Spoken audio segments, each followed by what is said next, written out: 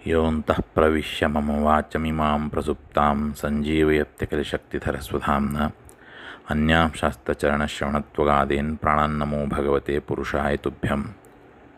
ಹರಿ ಓಂ. ಹಯಗ್ರೀವ ಹಯಗ್ರೀವ ಹಯಗ್ರೀವ. ಅಲೌಕಿಕಂ ಚ ಶಾಸ್ತ್ರೀಯಂ ಕರ್ತವ್ಯಂ ಲೌಕಿಕಂ ಕುತಃ ಲೋಕಾರ್ಥಂ ಶಾಸ್ತ್ರಃ ಯಾತಿ ನಿರಯಂ ತು ಇತರಃ ಸುರಾನ್.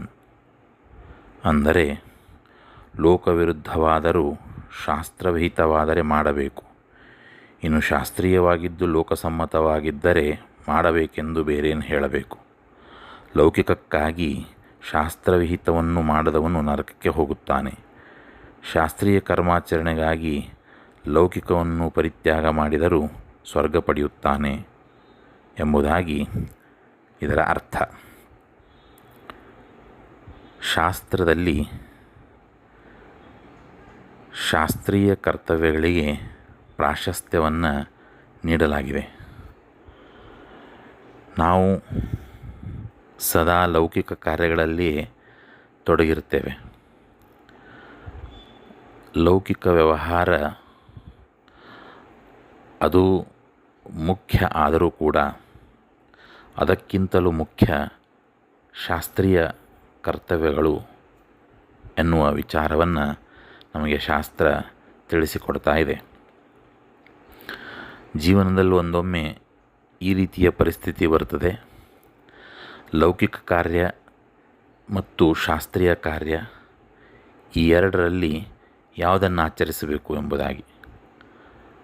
ಆಗ ಲೌಕಿಕ ಕಾರ್ಯವನ್ನು ಬಿಟ್ಟರೂ ಪರವಾಗಿಲ್ಲ, ಅದರಿಂದ ಯಾವುದೇ ಹಾನಿ ಆಗುವುದಿಲ್ಲ. ಆದರೆ ಶಾಸ್ತ್ರೀಯ ಕಾರ್ಯವನ್ನು ಬಿಡಬಾರದು ಎಂಬುದಾಗಿ ನಮಗೆ ಶಾಸ್ತ್ರ ಎಚ್ಚರಿಸ್ತದೆ.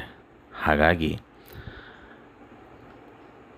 ಶಾಸ್ತ್ರ ವಿರುದ್ಧವಾದರೂ ಅದನ್ನು ಮಾಡಬಹುದು ಎಂಬಂತಹ ಹೇಳಿಕೆ ಅದು ತಪ್ಪಾದಂಥದ್ದು. ಲೋಕವಿರುದ್ಧವಾದರೂ ಶಾಸ್ತ್ರೀಯ ಕರ್ತವ್ಯ ಮಾಡಬೇಕು ಹೊರತು ಶಾಸ್ತ್ರವಿರುದ್ಧವಾದ ಲೌಕಿಕ ಕಾರ್ಯ ಮಾಡಲಿಕ್ಕೆ ಹೋಗಬಾರದು ಎನ್ನುವುದನ್ನು ಇಲ್ಲಿ ತಿಳಿಸ್ತಾ ಇದೆ. ಹಾಗಾಗಿ ಎಚ್ಚರಿಕೆಯಿಂದ ಲೌಕಿಕ ಕಾರ್ಯ ಮತ್ತು ಶಾಸ್ತ್ರೀಯ ಕಾರ್ಯ ಎರಡರಲ್ಲಿ ಒಂದನ್ನು ಆಯ್ಕೆ ಮಾಡಿಕೊಳ್ಳುವಂಥ ಪ್ರಸಂಗ ಬಂದಾಗ ನಿಶ್ಚಯವಾಗಿ ಲೌಕಿಕ ಕಾರ್ಯವನ್ನು ಲೋಕ ಅಪವಾದ ಅಥವಾ ಲೋಕದಲ್ಲಿ ಯಾರೇನದ ನಿರ್ದಾಕ್ಷಿಣ್ಯವಾಗಿ ಅದನ್ನು ಹೊಡೆದು ಹಾಕಿ ಶಾಸ್ತ್ರೀಯ ಕಾರ್ಯವನ್ನೇ ಮಾಡಬೇಕು ಅನ್ನೋದು ಶಾಸ್ತ್ರ ತಿಳಿಸಿದಂಥ ಮಾತು.